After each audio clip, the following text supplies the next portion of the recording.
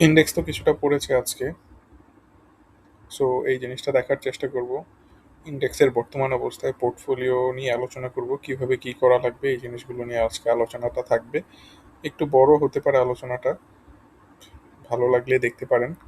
তো আপনারা সবাই জানেন যে আমি একটা ওপেনলি পোর্টফোলিও আপনাদের সাথে শেয়ার করতেছি, যেটা হচ্ছে 10 লাখ টাকা দিয়ে স্টার্ট করেছি গত বছরের যে ফেব্রুয়ারিতে।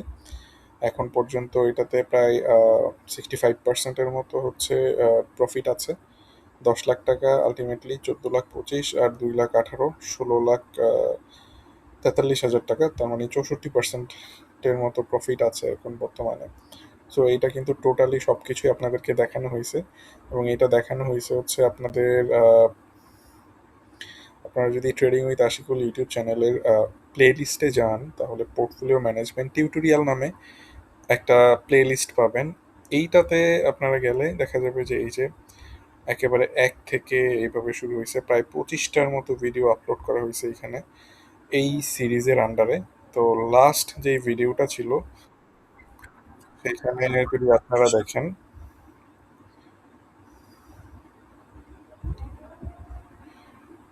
আহ, সেখানে ছিল 12 লাখ 64 আর 2 লাখ 86, প্রায়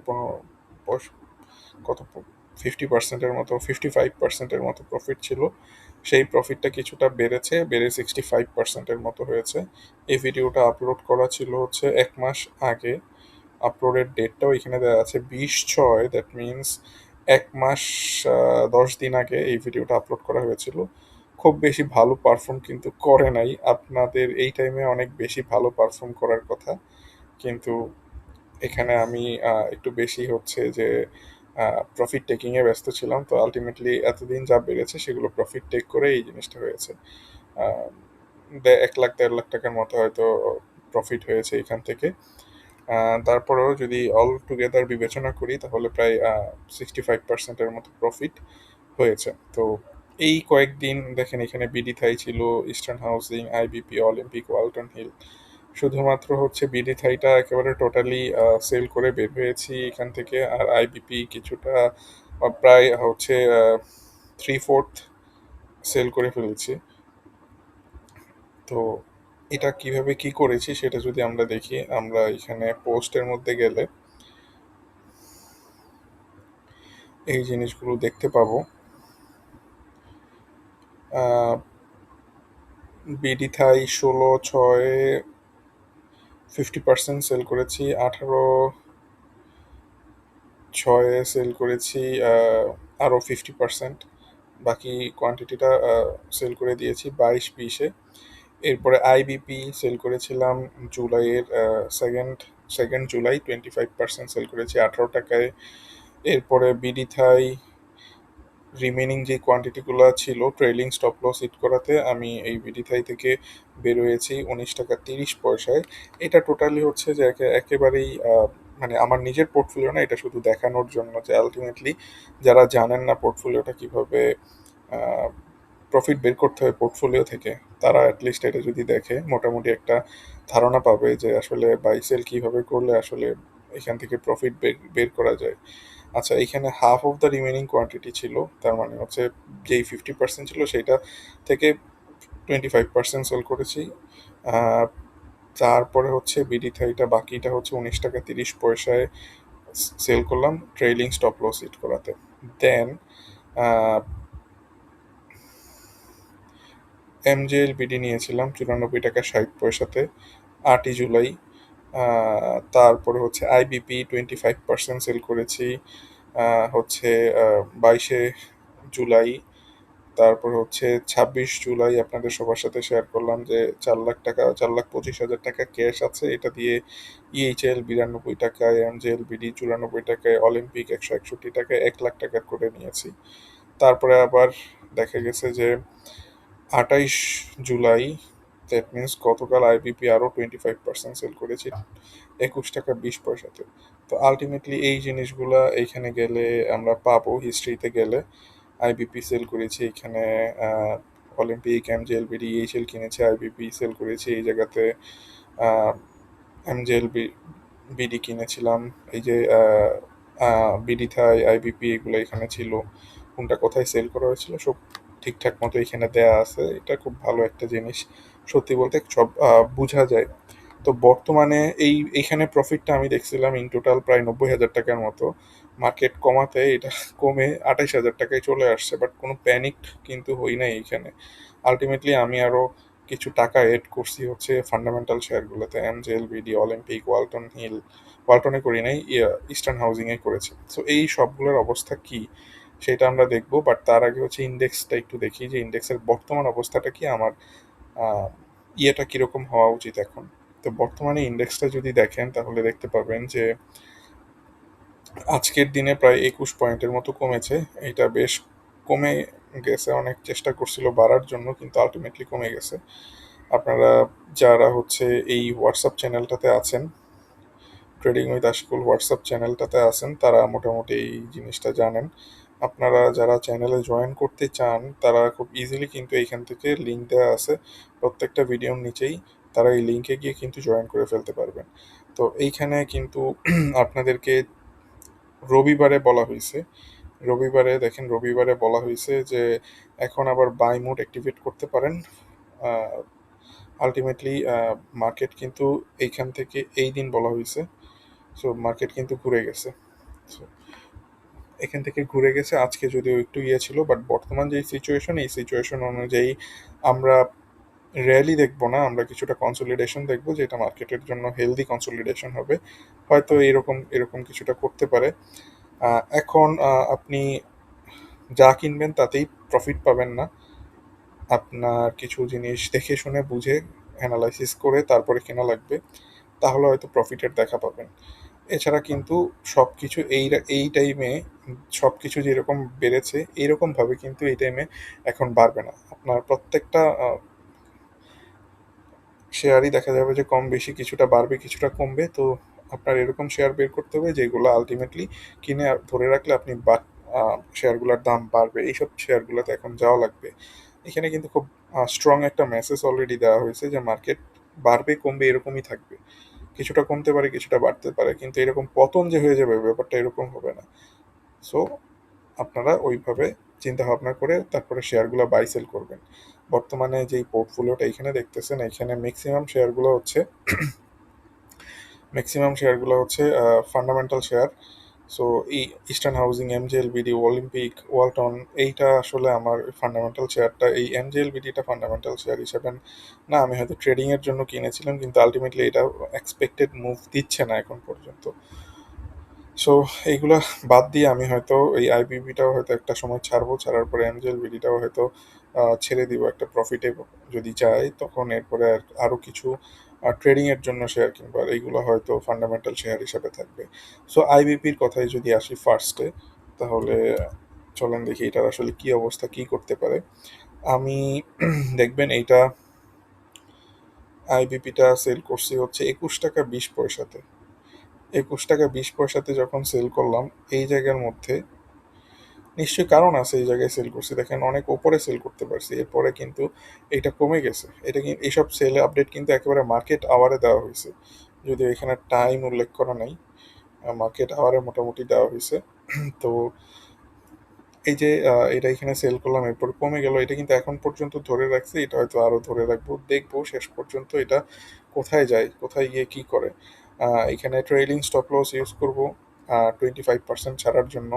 এটা যখন ছাড়তে পারবো, মার্কেটটা কমবে, হয়তো কমলে হয়তো আমার ট্রেইলিং স্টপ লস হিট করে ফেলবে, করলে ভালো, আমি একটু বের হয়ে অন্য কিছুতে ইনভেস্ট করব তখন। এইটা মাত্র 83,000 টাকার মতো আছে, আর এইগুলো তো ছাড়লাম, এগুলো হচ্ছে ম্যাচিউরড ফান্ড আছে। সো এখানে কিছু এটা ছেড়ে হয়তো একটা ট্রেডিং এর জন্য শেয়ার নিব এখানে।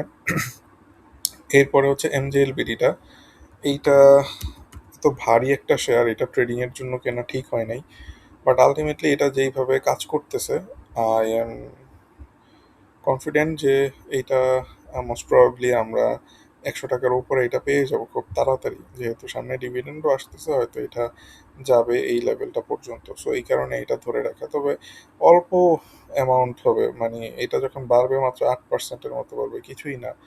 সো এইখানে পটেনশিয়ালটা, আপসাইড পটেনশিয়াল আছে যদিও, কিন্তু অ্যামাউন্টটা খুবই কম থাকবে। রিস্কও কম, মানে গেইনের অ্যামাউন্টটাও খুব কমই থাকবে, খুব বেশি থাকবে না। আচ্ছা, এইটা গেল।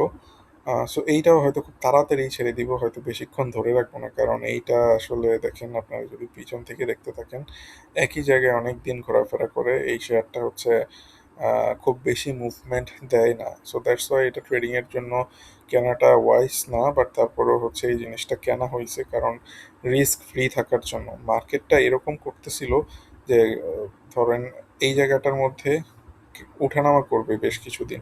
বর্তমানে ইন্ডেক্সটা যেরকম আছে আর কি, সেটার কথা বলতেছি। তো যেহেতু ওঠানামা করবে, আমার আপনার উচিত হবে যে এই এমজেএল বিডিটা মোটামুটি এই পোর্টফোলিওতে একটু বাড়লে এটা থেকে আস্তে আস্তে বের হয়ে যাওয়া। বর্তমান সিচুয়েশন যেটা আছে সেটা থেকে আরেকটু যখন বাড়বে, 7-8-10%-এর মতো বাড়বে, তখন এটা থেকে বের হয়ে যাওয়া লাগবে। এখন চলেন ইস্টার্ন হাউজিংয়ে যাই। ইস্টার্ন হাউজিং কেনা ছিল মনে হয় এইসব পজিশনে।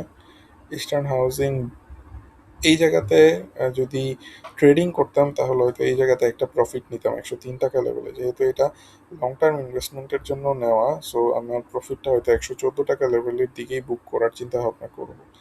আর এটা হোল্ড করা আছে, দেখা যাক এটা কি হয়। এটা হয়তো খারাপ কিছু করবে না, মোটামুটি বেশ ভালো পজিশনেই যাবে একটা সময়। আহ, এরপরে হচ্ছে অলিম্পিক। অলিম্পিকটাও মোটামুটি যখন এইখানে আসছে তখন কিনছি। এরপরে কিছুটা বাড়ছে, যেটা একটা ভালো সাইন। এইটার 178, 190 এইসব লেভেলগুলো পর্যন্ত হয়তো একটা প্রফিট নেওয়া যাবে। এইসব লেভেলে গেলে একটা পোর্শন বিক্রি করে প্রফিট নেওয়া যাবে। সো এই ধরনের চিন্তা ভাবনা অলরেডি আছে। আর যদি কখনো এই 117 টাকার দিকে আসে, তাহলে এইটা আসলে আমি আমার পোর্টফোলিওতেও নিয়ে নিব, তখন অ্যাকচুয়াল পোর্টফোলিওতে। কারণ এইটার সবচেয়ে ভালো ভ্যালুটা পাওয়া যায় হচ্ছে 117 টাকাতে। কখনো যদি আসে, হয়তো এই জিনিসটা লুফে নিব। যখনই আসছে দেখেন কত বড় বড় ভলিউমে ট্রেড হয়েছে। যখনই আসছে এখানে বেশ বড় ভলিউমে ট্রেড হয়েছে। এখানে আসলে এখানে থাকে না, উপরের দিকে চলে যায়, খুব তাড়াতাড়ি একটা মুভমেন্ট দেয়। সো যদি আসে ভালো, আর যদি না আসে, কেনা তো আছে, এটা আস্তে আস্তে বাড়তে থাকবে। এইটা একটা গেল। তারপরে আমার যে জিনিসটা নিয়ে কথা বলবো, ওয়ালটন। ওয়ালটনের কি অবস্থা চলেন দেখি।